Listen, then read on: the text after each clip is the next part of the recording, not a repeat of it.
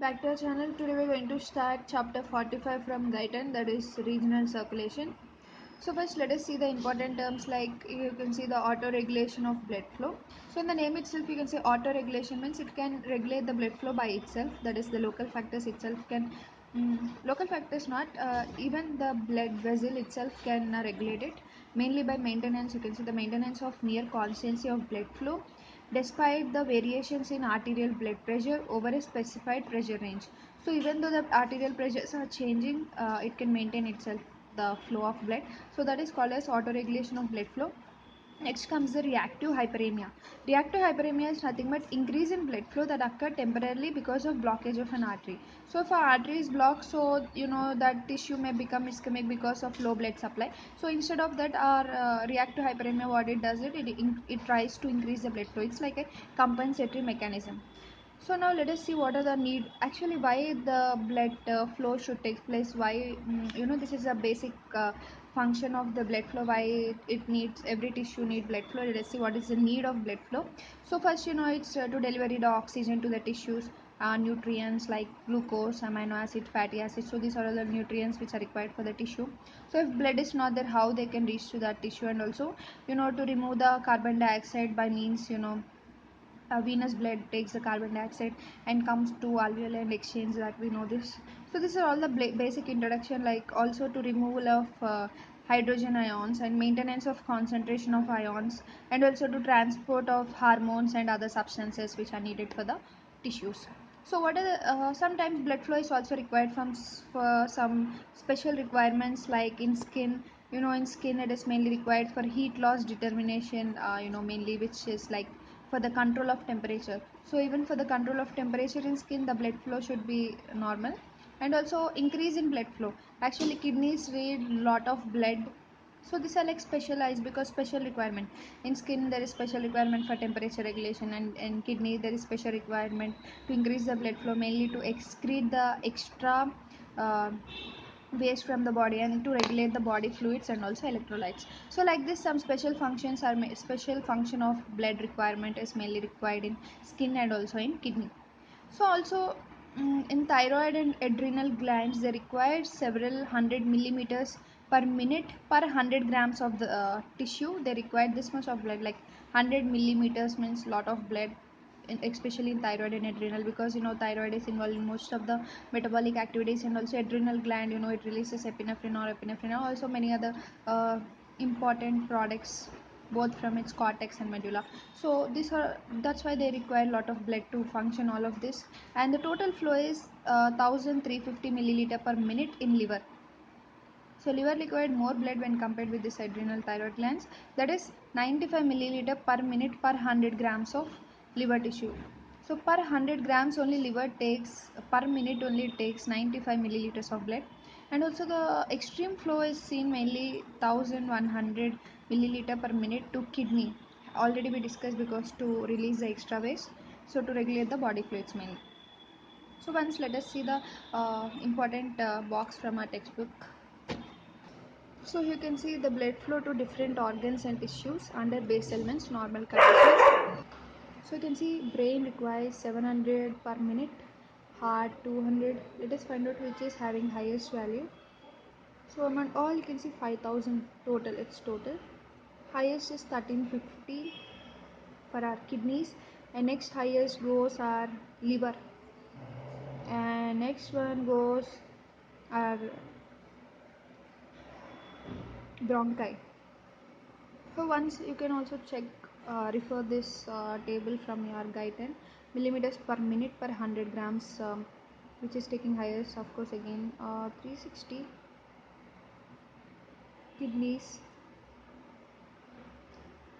and 300 comes other tissues. So you can check out how much blood required. We'll discuss only few of them in our theory part now. So you can see, now let us see what happen, how much blood muscle takes. So mainly muscle intake of blood mainly depends on whether it is in rest or exercise. You can see when the muscle is in rest, like now I think you are in resting position to watch this video. So like when you are in rest, that low blood flow is required, like about only 750 milliliter per minute. because low metabolic activity, because now you're sitting means no activity, no metabolic activity at rest. So only 4 milliliter per minute per 100 gram of blood is enough. Whereas coming to exercise, you can see we require 10,000 milliliter per minute, like 80 milliliter per minute per 100 grams. So you can see a huge variation when you are in rest, only 4 milliliter, but you can see the during exercise we need lot of blood. So local blood flow control. So now let us see how this, as I said, auto regulation, and we have also discussed all the important glossary terms. Now let us see local blood flow means local factors. What are the local factors which are controlling the blood flow? So this is mainly divided into acute control and long-term control. So acute control, in the name itself you can see it lasts only for a short time, like just it also lasts only for short time, and also it take place, it's like a compensatory mechanism, right? It also takes it's begin to do it's just in seconds or minutes. So you can see here vasoconstriction or dilation. The main function of this acute control is either it constricts the vessel or it dilates. Constrict means narrowing, dilation means making the vessel wider. And long term control, it's slow, it takes lot of time, sometimes days, weeks, or also even months, depending on the injury or the situation, how the blood pressure is. So it is better than acute. Of course it takes long time, but it is better than acute. Acute is like so fast, so even it can control, but only for short time, right? So long term is better, it is for long time. So long-term control mainly decreases or increases the vessel size, or also even the number of the blood vessels. So you can see here only it controls the size. So always remember, acute can only control the size of the blood vessel, that is constriction or dilation. But whereas in long-term control it also has a second choice, that is to increase the number of blood vessels, so that if blood vessels increase, you can understand it can give more supply. So let us see what is going on in acute first, and next we'll move on to the long-term. We'll see some more details of this acute. So let us say acute control. In acute control, for example, if the metabolism is high, previously we discussed when we are doing exercise. So in exercise, the metabolism is very high. So the metabolism is very high. Of course, the blood flow should also be very high, because every part in your body is highly metabolic now. So it requires more oxygen, more blood supply. So example, you can take 8-fold increase in activity, like in exercise, may increase the blood flow to 4-fold in muscle. So you can see lot of increase in blood flow. And whenever the metabolism decreases, also blood flow increases. Why? To compensate is because, example, let us see, then we'll understand.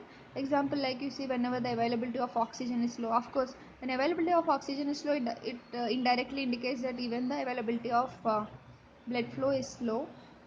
For example, in high altitudes, in pneumonia, in carbon monoxide poison, in cyanide poisoning. Actually, in carbon monoxide poison, the poison mainly what it does, it decreases the ability of hemoglobin to bind with oxygen. So when hemoglobin can't bind oxygen, it can't carry it. And cyanide poisoning, what it does, here hemoglobin, oxygen, everything is bind, everything is good, but the ability of tissue to use oxygen is reduced in the case of cyanide poisoning. So these are all the conditions in which the blood flow is increased, even though you can see the metabolism is low. Here in high altitude means no metabolism, pneumonia, no metabolism, means they are not related to metabolism. Even though their metabolism is low, here the blood flow is increased in this case of conditions. And also especially whenever the partial pressure of oxygen is less than 25% of normal. Actually this we will understand by means of graph. Let us go on to this graph. So you can see first on x-axis we having the rate of metabolism. On y-axis you can see we have the blood flow.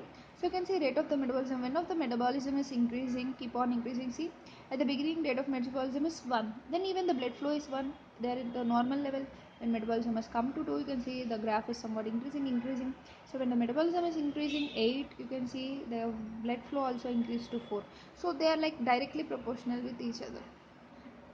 And now we are talking about this arterial oxygen saturation. So then say whenever the arterial oxygen saturation decreases to 25% of normal, then there is increase in blood flow. So you can see this is a decreasing graph, because you can see here the value is 100. From 100 it is slowly coming down. So when the blood pressure, the arterial oxygen saturation is dropping, you can see the blood flow is increasing 3-fold. You can see here, especially in isolated leg, 3-fold. So it can give a constant oxygen to the tissue. So this is like a compensatory mechanism, because already now oxygen is very low. So what our body does, it tries to increase the blood flow to the tissues, so that more oxygen now can go to that specific tissue. So that's what we are discussed. See, whenever the arterial oxygen decreases 25% of normal, then the blood flow in isolated leg increases to threefold so that it can give constant oxygen to the tissues. Next, let us see some of the theories which are in our acute control system. First one, we have the vasodilation theory. So what this says? It is also again related to metabolism. When the metabolism is increased, oxygen supply is decreased to the tissues because high metabolism, all oxygen, all ATP, all those, because they get used there, so there will be low oxygen supply.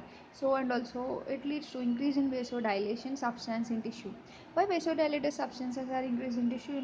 Whenever endothelium surface get disturbed because of any other, like here very high metabolism, so because of this vasodilated substances are released in the tissue. So vasodilation substances example are like adenosine, carbon dioxide, adenosine phosphate compounds, histamines, potassium ions, hydrogen ions. So these are all are vasodilators, but the most important vasodilator to regulate the local blood flows are adenosine. So remember adenosine, it's the most important vasodilator. So example here you can take whenever coronary blood flow decreases. Coronary blood vessels, the blood vessels will supply to our heart. So whenever this blood flow is decreased, this mainly immediately release the adenosine. Adenosine is a vasodilator. Vasodilator means it increases the width of the our blood vessel.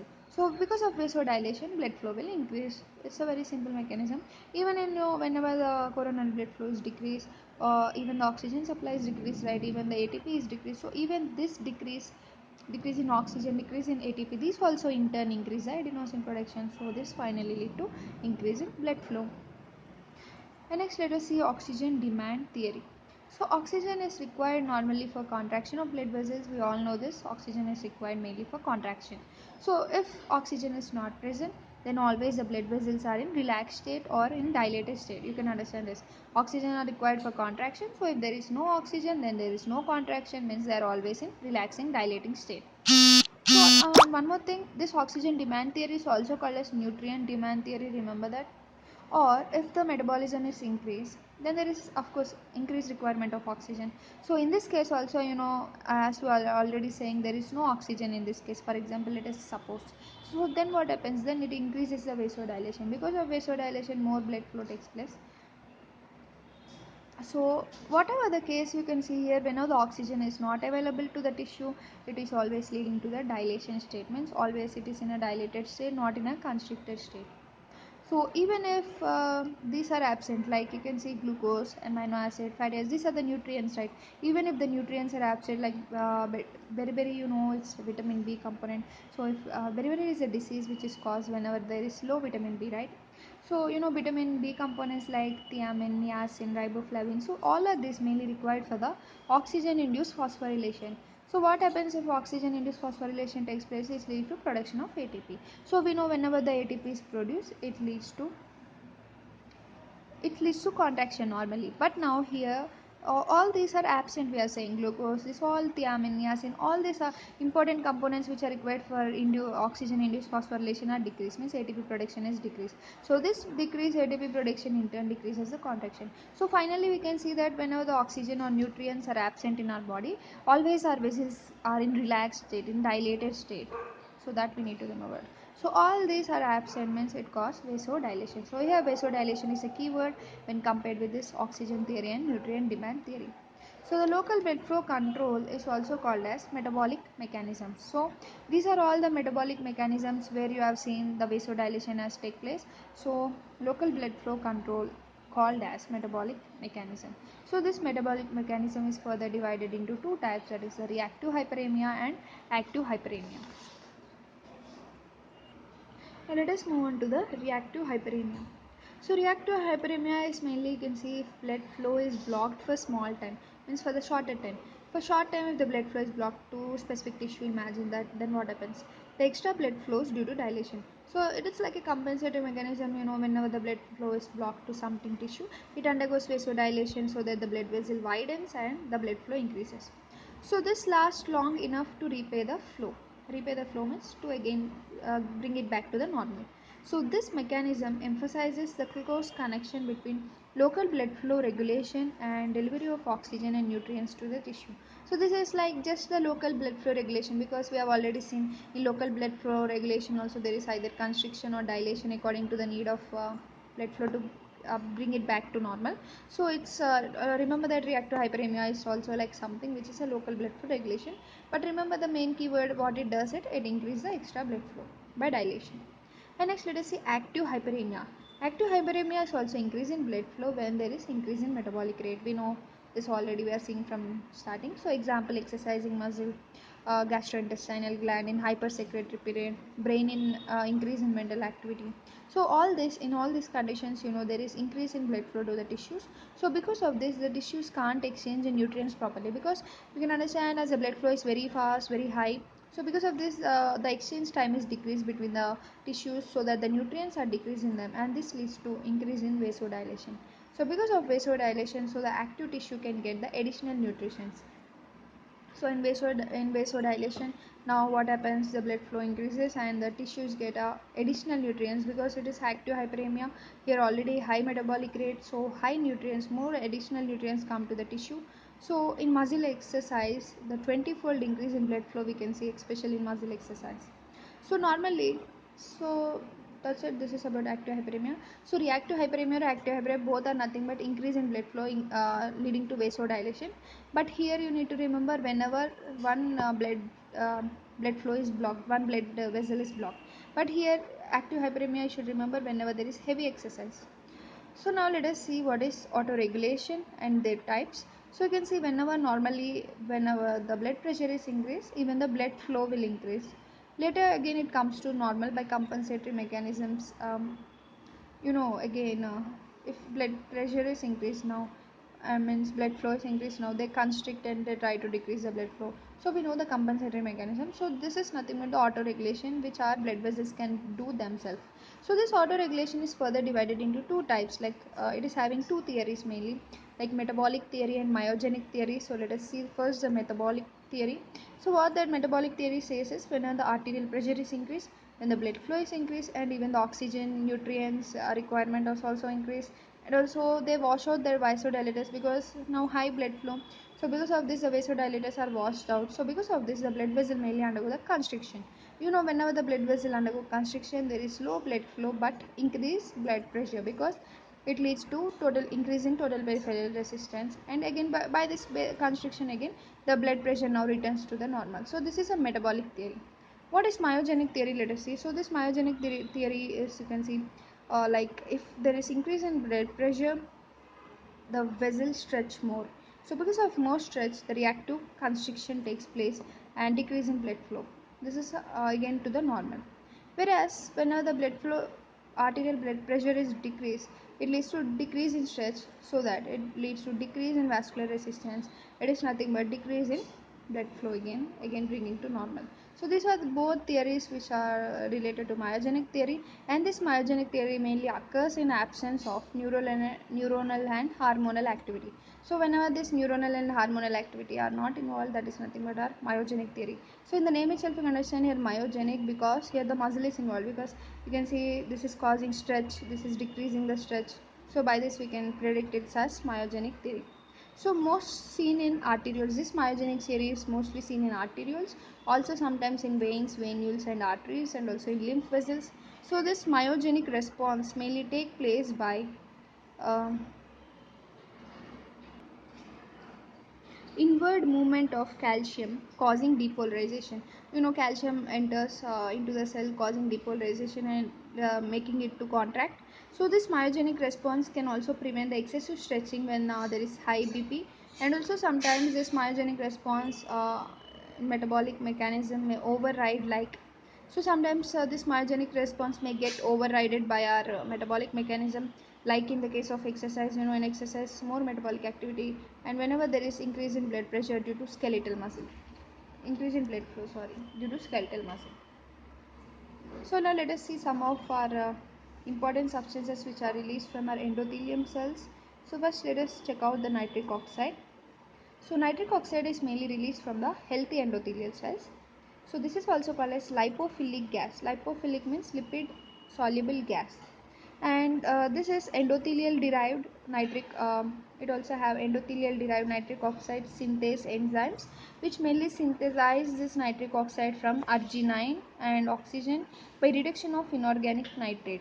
So you can understand nitric oxide is the synthesis takes place from endothelium and also it releases from the endothelium. And nitric oxide half-life is just for 6 seconds, and this can activate the soluble guanylate cyclase mainly in the vascular smooth muscle, resulting in conversion of cyclic guanosine triphosphate, that is CGTP, to cyclic guanosine monophosphate, that is CGMP. So it is nothing but converting the CGTP into CGMP, and finally activation of CGMP dependent protein kinase PKJ, which causes the blood vessel to relax. So all this process, everything is going on finally to bring a result of relaxation of blood vessel. So if the blood flow causes the shear stress on endothelial cell because of viscous drag of blood against the vascular walls, it leads to release of nitric oxide. What it says is whenever the endothelial cell damages, then it releases the nitric oxide. So because of this, the blood vessels get dilated and increase blood flow in the small vessels. And next, so that as the blood flow is increased now in small vessels, it also activates the nitric oxide release from the large vessels. So because of this, even though now the blood flow is also increased in the large vessels. So angiotensin 2. Now let us see about angiotensin 2. Angiotensin 2 also can lead to the synthesis and release of nitric oxide from the endothelium. And nitric oxide mainly protects against the vasoconstriction because it's a vasodilator. So mainly in diseases like atherosclerosis, chronic hypertension, you can see there is higher increase in vasoconstriction and worse hypertension and endothelium damage. So which if untreated may cause vascular injury and also damage to the vulnerable tissues like heart, kidney and brain. So treatment, in treatment also we use nitrate products like nitroglycerin and amyl nitrates. These are the nitrate derivatives mainly used to treat the angina pectoris. You know what is angina pectoris? Where you can see the severe chest pain along with the ischemia to the heart muscle. So what is this components? This nitroglycerin and amyl nitrates break down the this products and produce a nitric oxide. So this nitric oxide in turn lead to dilation of blood vessels in a whole body. We know already nitric oxide is a dilator. So examples you can see here, sildenafil, which inhibits the CGMP specific phosphodiesterase 5, that is PDE5, an enzyme which degrades the CGMP. So if it is inhibited, now what happens? By preventing the degradation of CGMP, PDE5 inhibitors effectively prolong the action of nitric oxide and cause dilation. So this PDE5 inhibitors are mainly used to prolong the nitric oxide, so that prolong dilation of blood vessels. So treatment for erectile dysfunction is for the treatment of erectile dysfunction we mainly give the PDE5 inhibitors because the penile erection is mainly caused by parasympathetic nervous system impulses from the pelvic nerves to the penis where the acetylcholine and nitric oxide are released. So by preventing degradation of nitric oxide and this PDE5 inhibitors, we can enhance the dilation of blood vessels. So this in turn leads in the penis, and this leads to